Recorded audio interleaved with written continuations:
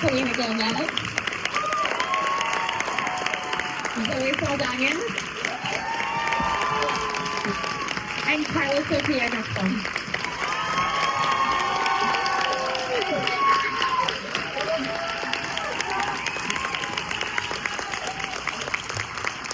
And we have Criteria Montes who will be translating for Carla.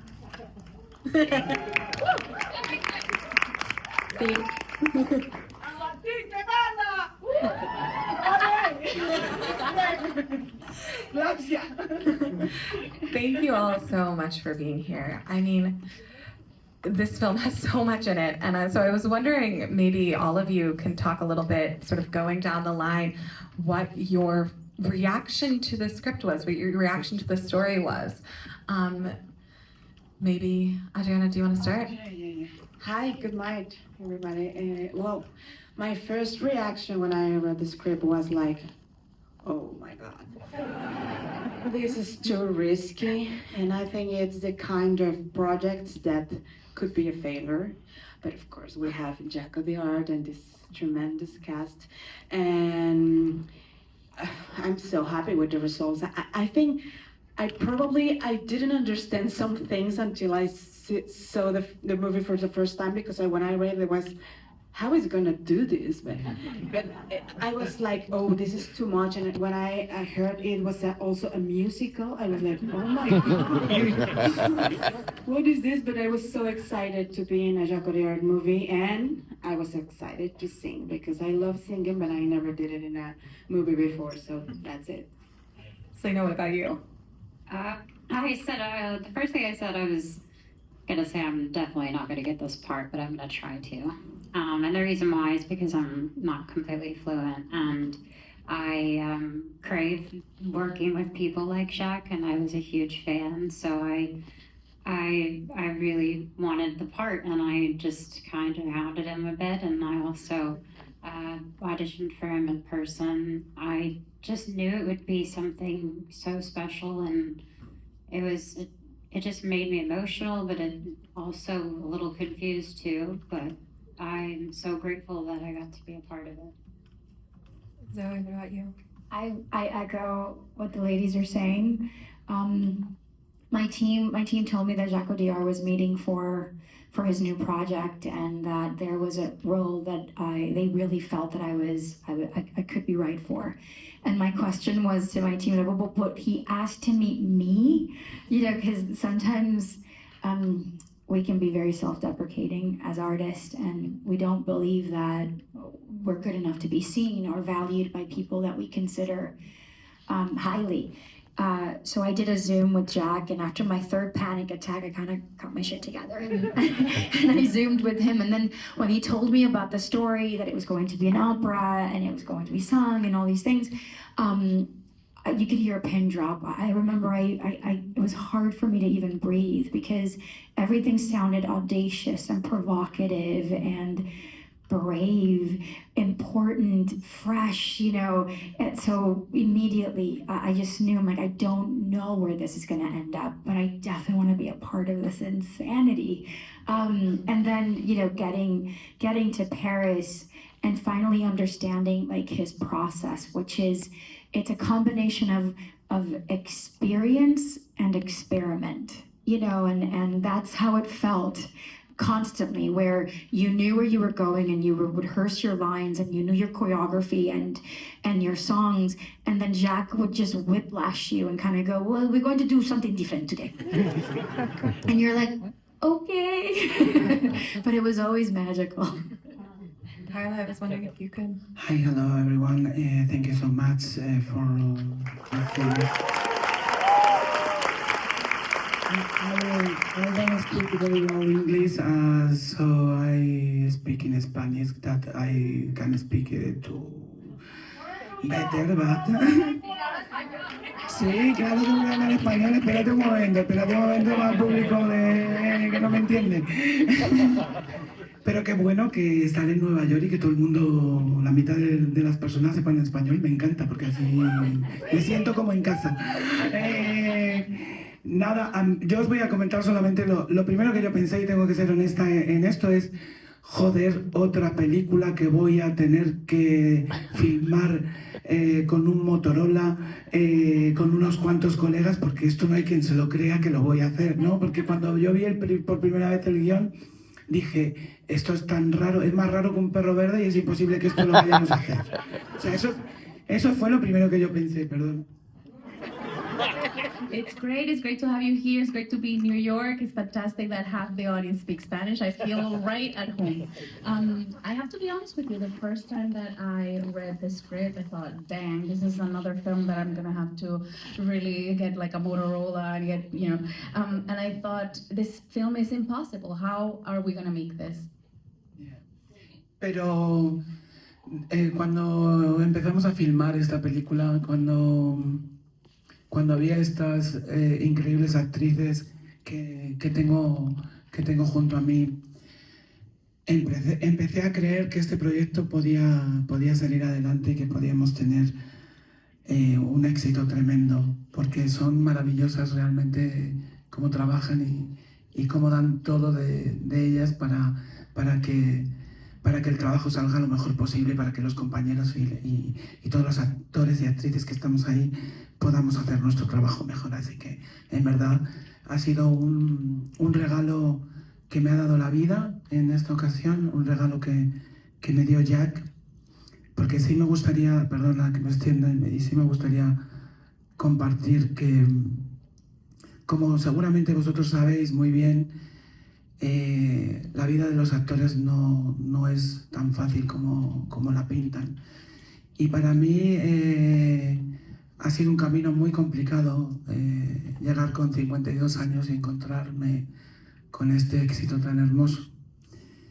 Y creo que si puedo ser de algo ejemplo para mis compañeros, actores y actrices, es que de yo estar dando una función en el teatro para una sola persona, llegar a Cannes y ver 3.000 personas llorando por tu trabajo y aplaudiendo como locos, creo que es un mensaje de esperanza para todos nosotros actores. ¡Bravo! Así que nadie os diga nunca que no valéis para esto.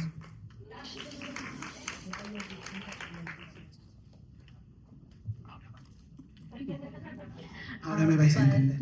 But once I began filming with these incredible actresses, I thought that this could have tremendous success. And it's been really amazing to watch them work because they put so much of themselves. They work so hard to make this successful, and it's really been such a gift. I think this film really gave me life. It's a gift that Jacques gave me.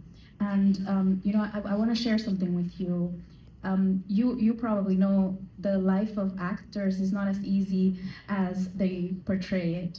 I'm 52 years old, and to be experiencing such success, such beautiful success, I want this to be an example to my colleagues that are out there, to other actors. I've shown screenings in a theater with one person, and to be now going to Cannes in a theater full of 3,000 people clapping like crazy, it's been an honor.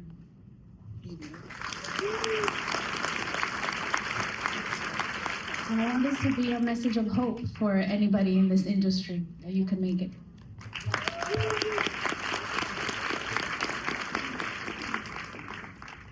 So you mentioned this rehearsal process, and you have a lot, all of you are singing and dancing. Zoe, you have a lot of choreography as well in this. So I was wondering, maybe you could start us off by talking about what sort of preparation went in to accomplish these musical numbers. Well, I think it was definitely trying to be in Rita's skin and walk, give her sort of like a journey, therefore give her a sense of desperation that felt tangible and relatable. And then, then learning all the technical things that were going to represent what was really in her mind. Rita is this quiet, desperate woman that that feels a lot of oppression and yet does not have the courage to ever speak up. And she's smart and she has desires to break out of this, shatter her own glass ceiling, and she's willing to make any decision, regardless of the consequences, to buy her own piece of freedom, you know. And so learning Damian's choreography was always keeping that kind of premise in mind, that when Rita speaks, she's absolutely invisible and small, and when you're watching her in her numbers, you're getting to really think, you're getting to be in her mind and understand that how she truly feels about her environment, how she truly feels about people and injustice around her, and she's quite cynical, you know, and so there was just a lot of movements that represented sort of like that rage that she can never ever confess, you know, when she's just sitting quietly doing her job. And the music was also a reflection of that. So it was a wonderful dance to kind of like balance her out, and because for Jackie that was very important. Jack didn't want Rita to be this woman that immediately knew how to sort of get things for herself. She never did. That's why her relationship with Emilia is so powerful for Rita, because Emilia represents just what Rita wants to be, but never has the courage to be, which is courageous and brave and bold and dangerous. You know, Rita doesn't have it. So sort of like dancing that kind of melody for Rita was fun. Carla, I was wondering if you could talk a little bit about sort of your preparation to play Emilia, and sort of where it started, where you started to find this character, and how that evolved over time. Bueno, para mí, obviamente, aparte de que es el mejor personaje que yo he podido interpretar, porque es un bombón de personaje que todos los actores y actrices quisieran de verdad tener la oportunidad de poder hacer en sus vidas. Ha sido muy complicado porque obviamente tenía que hacer un recorrido desde una parte hasta la otra, desde una masculinidad de un personaje, aunque fuera esa mujer que quería ser, hasta la mujer tan femenina que es. Entonces, para mí la preparación ha ido en muchos sentidos y en muchos aspectos.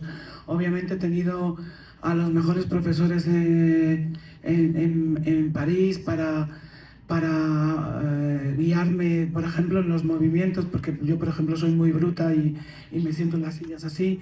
O sea, para mí ha sido mucho más difícil, por ejemplo, la parte en la que Emilia estaba, porque es una mujer mucho más fina que yo, mucho más elegante, o quiere aparentar mucha más feminidad que lo que yo necesito para mi vida real, ¿no? Que interpretar a la parte masculina, que para mí era un juego y un bombón.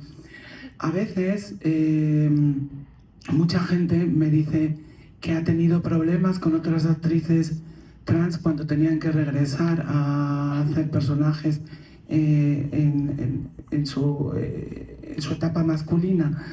Y para mí realmente creo que es maravilloso como actriz, no como persona, el poder trabajar en personajes lo más diferentes a mi personalidad, o que se distancien completamente de mi físico.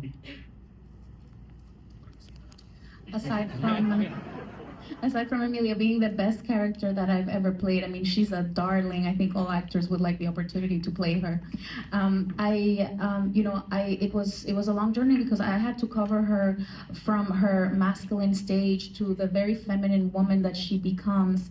And I had some wonderful teachers in Paris that helped me get into the role, especially with movements, because I'm a little rough myself. So when I sit down, I just want to sit down like this, and she's a lot finer than I am. She's a lot more elegant, a lot more feminine than I am. And the masculine stage was like a game for me. I think I had heard that sometimes they have problems with trans actors, that when they are asked or are considered for someone in their masculine stage. But honestly, for me, it was, as an actress, it was such a wonderful character to play. It's a lot more interesting for me to get into characters that are a lot further away from who I am. Sí, eso creo que es.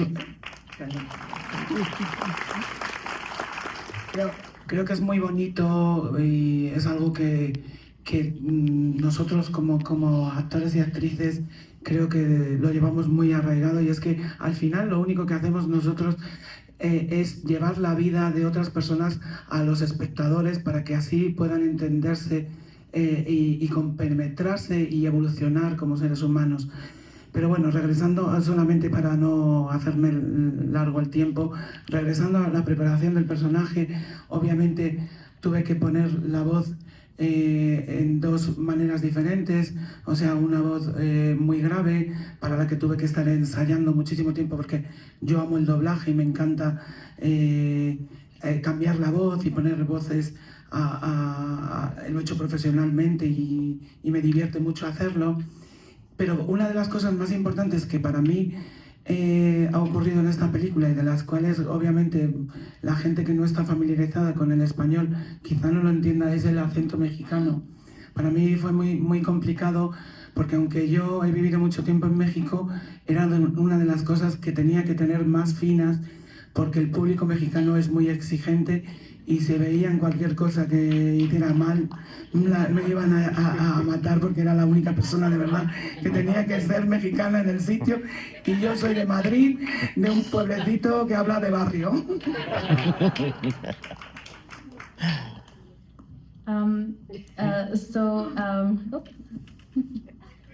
So I want to get back to what we were talking about preparing for this role, and the voice was a big part of it. I had to do two different voices for the two different stages of Emilia.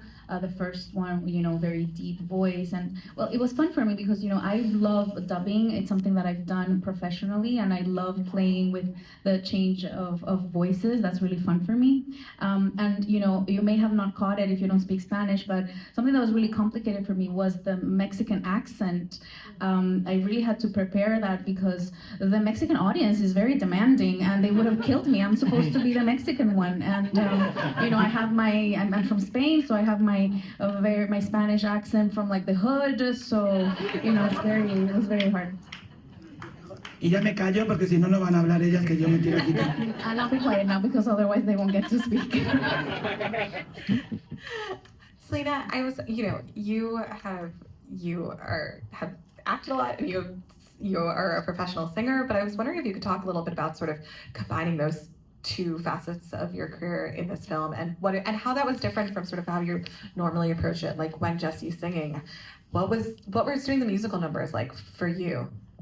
I think it was very different than what I was used to, but to be honest, I haven't toured in 9 years. I had a really difficult time on tour, so movement and dance was very foreign to me again. And this was a very interpretive type of movement, and I mean, God, Zoe's just like the red outfit and her number's so good, and I was so young, and Girl, you killed it for Bienvenida. What are you talking about? But all I really learned was how every single thing was so technical, even down to when I was shaking my head. So the only issue is that I think I had whiplash for like the week after.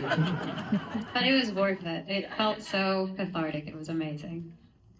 Adriana, you said you were very excited to sing, so I was wondering sort of if you could talk a little bit about sort of your preparations, and also, both, what it was like doing that number with Carla, that is so emotional and so beautiful. So what was that like for you? Well, I think the most challenging part of this movie was singing, but at the same time it was the most beautiful as well, because I was working with Camille, with Clement, with Caro, with all of them, and I was recording these beautiful songs at Perez Studio, which is so iconic in Paris, and I had the opportunity to sing this beautiful last song. So every time I sang this song, I was like goosebumps and so excited, and I think I was so lucky to have that opportunity. And working with Carla, well, you can see she's amazing, and I since the moment I met her the first time in Mexico, it was a rehearsal. Jacques wasn't there. I mean, Elisa Miller, which is a Mexican director, was with us, and then she was recording everything, and we had this first rehearsal, and of course I was nervous because how is it gonna be, you know? And we tried like 15 times or 10 times that scene, and I was like so tired because I had, you know, this is the roller coaster emotional, and I was so nervous because it's a small scene and I have like 2 or 3 scenes, and so it was so difficult to me trying to show and create a whole world behind Epifania, and try to show everything that she was going going through, the suffering, and I was trying also to show this woman suffering in Mexico and in Latin America and everything. But yeah, working with her made the things super easy, and we had a lot of fun. In fact, sometimes I had to tell her, like, okay, stop doing jokes like right now, please, because I have a difficult scene right now. And she, when I arrived to the set, she was like, you know that this man is crazy, right? Did he tell you what he changed everything? And I was like, no way. And she was like, yes. Get used to it. It's always like that. But well, what's amazing working with all. I couldn't work with you. I mean, on set, but I know, that was sad. a bummer. But Zoe was so kind with me the first time, so it was magical. I mean, when you have great artists, but also great people, it's you have to be grateful for it. And I think people can feel that through the screen. So we are lucky to be working together. Angela, you just sort of referred to it, but Zoe, you also mentioned sort of Jack's like desire to change things up on the moment. Like, what is it like working with him and this sort of, you know, this intense preparation, but also this sort of improvisational style that sort of he brings to set? Well, also, Jacques has to take cigarette breaks like every 7 minutes. And when he's really into whatever it is that he's asked you to do for the 70th time, he starts to kind of like get up and he does this.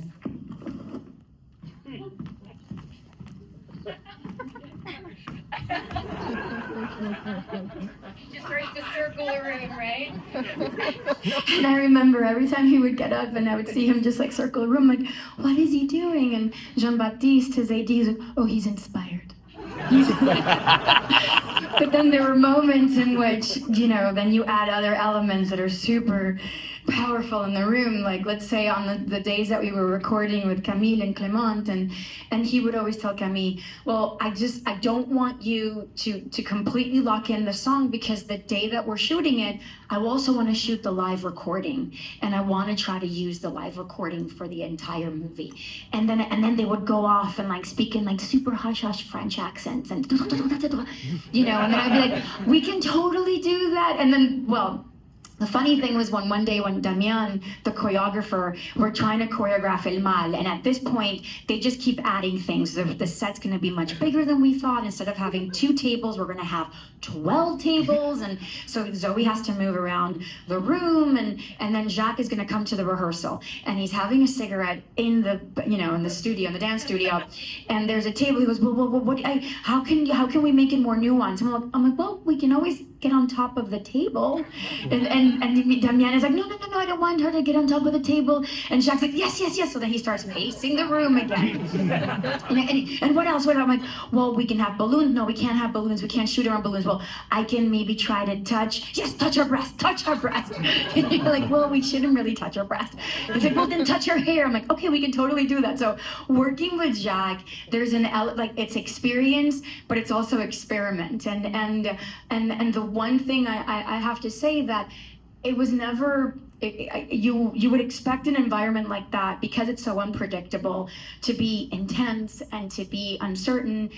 It was safe, He is a kind person. So even when he's asking you to do something over and over again, there's a level of kindness that I respond to. I no longer want to make art in chaos. I am not about that. I believe that chaos should live in its own place. I like to build and create out of love, because life is too short, and I feel like we don't give love enough credit. Love is it's just super versatile, right?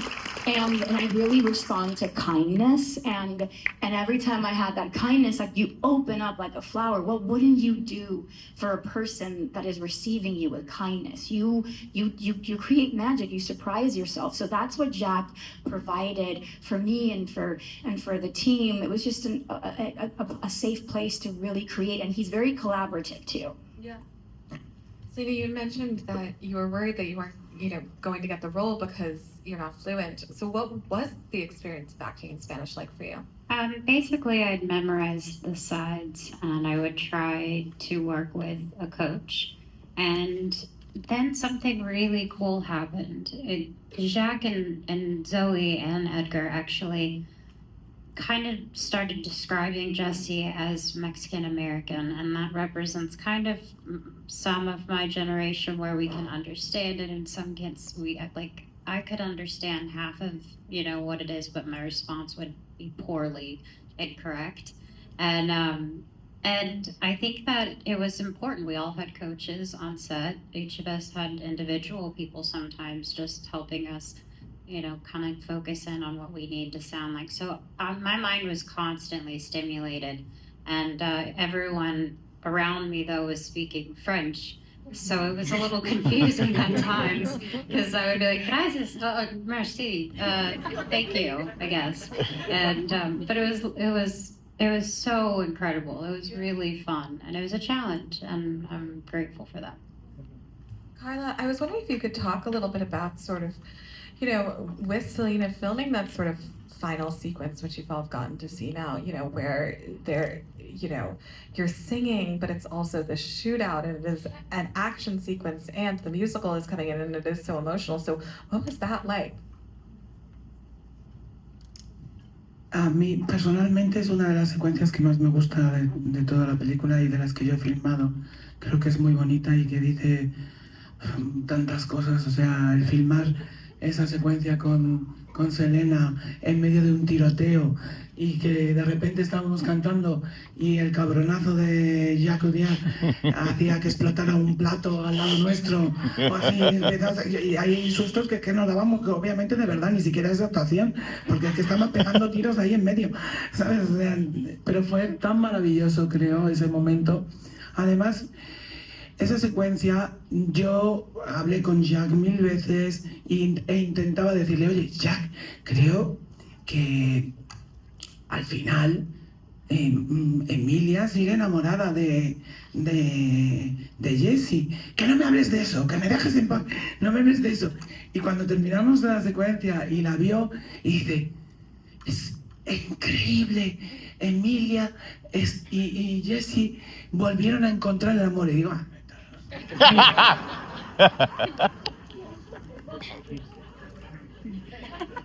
Personally, is one of my favorite scenes. Is one of my favorite scenes in the movie. It's one of my favorite scenes that I've ever filmed.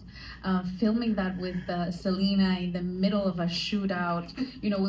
We'd be singing, and then all of a sudden Jacques is like throwing up plates and having a bomb explode, and it's scary. I mean, a lot of the time we're not acting there. That's real. That's real emotion that's happening there.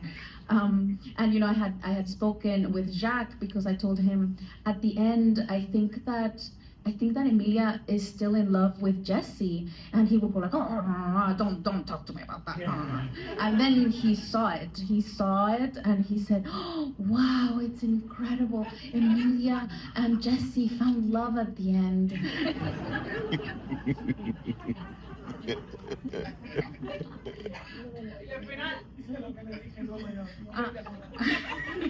I was like, oh, go for yourself. Well, we have to wrap up, but thank you all so much.